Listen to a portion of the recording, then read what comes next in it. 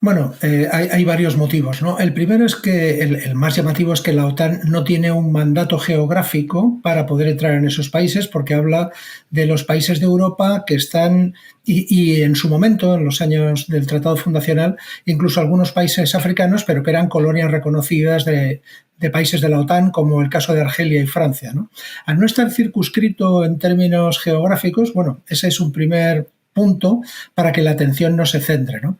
El segundo es que a nadie se le oculta que el centro de gravedad de la OTAN está muy próximo a los intereses de Estados Unidos, que es además el principal contribuyente y de una forma evidente el que en muchos aspectos dicta cuál es el futuro y cuál es el concepto estratégico de esa organización.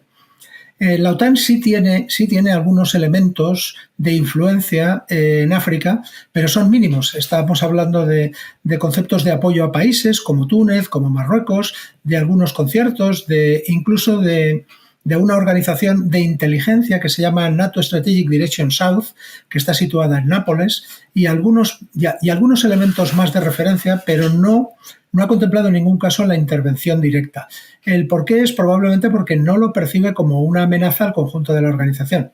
Es muy complicado explicar a los países de la OTAN del centro y del norte de Europa que lo que está Claro. ocurriendo en el Sahel o en África Central o en África Occidental acabará teniendo una repercusión crítica sobre ellos, ¿no? Ujú. Claro, Francisco, pero nos encontramos con que hay decenas de miles de efectivos salafistas, yihadistas, muy radicalizados en esa franja central de África y que son difícilmente manejables, ¿verdad? ¿Verdad?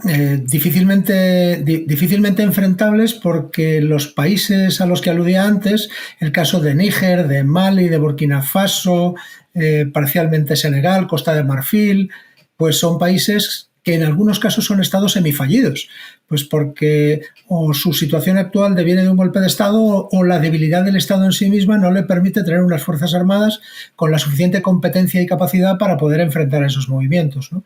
Y además son estados hasta cierto punto desestructurados, en el sentido de que dentro de ellos se producen enfrentamientos que son ancestrales, ¿no? Por ejemplo, entre pastores y entre agricultores. Estamos hablando de los recursos, del agua, que es uno de los Ujú. elementos críticos, ¿no?